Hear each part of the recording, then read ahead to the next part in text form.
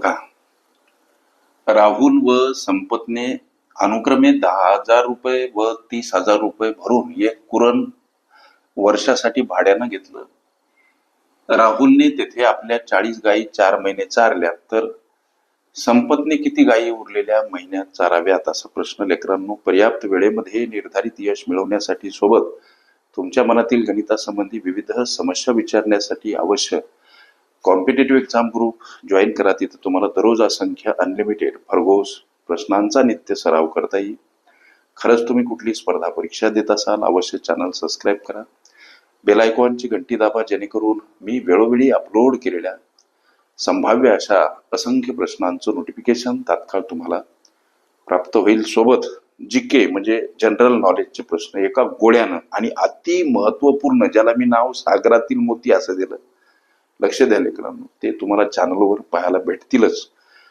लक्ष द्या. बरेच मुलं म्हणतात सर तुमच्या प्लेलिस्ट पाहून मी पोलीस झालो, लक्ष द्या, तलाठी झालो, अभिमान वाटतो, आनंद वाटतो, हे सगळं श्रेय माऊलीचं लेकरांनो. लक्ष द्या.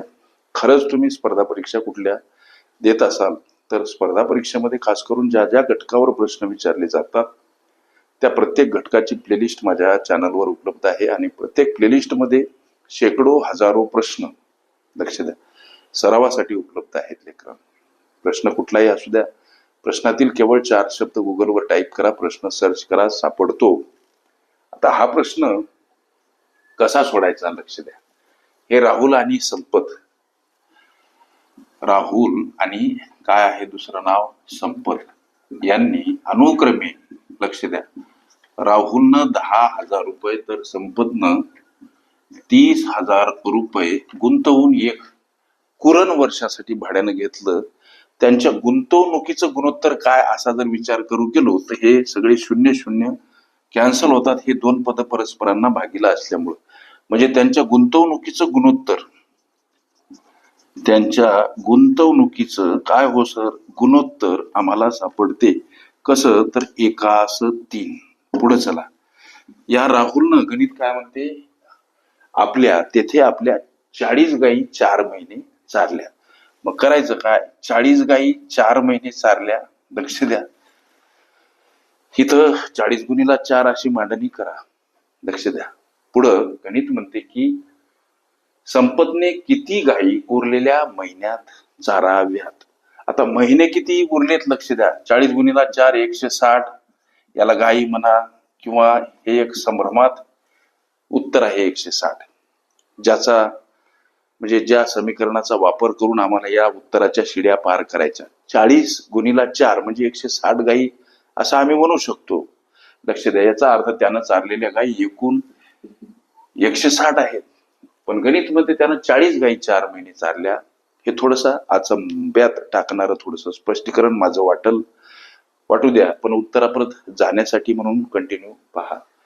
आता त्यानं 40 गायी 4 महिने चारल्या, मग उरलेले महिने किती बाबा, उरलेले महिने किती हा प्रश्न मनाशी.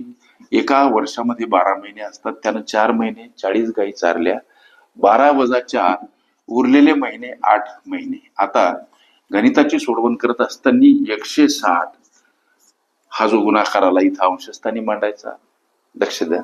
छेदस्थानी उरलेल्या 8 महिन्यामध्ये हा संपत तिथे किती गायी चारल असा जो प्रश्न विचारला, संपतने किती गायी उरलेल्या महिन्यात चाराव्यात, उरलेले महिने छेदस्थानी मांडायचे या 160च्या लेकरांनो, आणि समोर त्यांच्या गुंतवणुकीचं हे जे गुणोत्तर आहे 1:3 इथं असं दर्शवलं.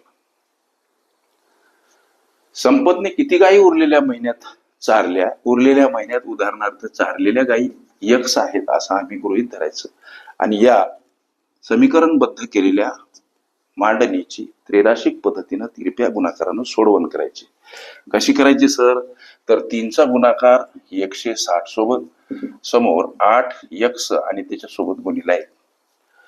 आता हा गुणाकार न करता सुद्धा याची सोडवण आम्हाला करता येईल. 160 3 गुणिला 160 बराबर हा गुणाकार 8x. लेकरांनो 3 गुणिला 160 कडे येताना 8 भागीला समोर हे x. आता 8 दोन्ही 16 होतात, उरलं 0 2 वर, म्हणजे 3 गुणिला 20 बराबर यक्स हा गुणाकार 60 आणि हे गाई असं काहीच उत्तर येते. यक्स म्हणजे काय, त्यानं संपतनं किती गायी उरलेल्या महिन्यात चाराव्यात यासाठी आम्ही गृहीत धरलेलं चलपद. 60 गायी हे तुमच्या विचारलेल्या प्रश्नाचं लेकरांनो उत्तर.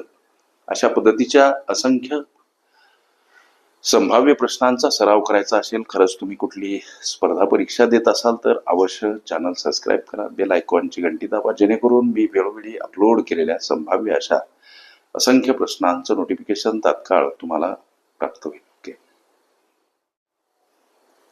कुरण आणि संकीर्ण प्रश्नसंच ह्या माझ्या प्लेलिस्ट अवश्य बघा. त्यामध्ये विविध स्पर्धकांनी विविध अंगांनी विचारल्या संभाव्य अशा असंख्य प्रश्नांचा सराव तुम्हाला करता येईल.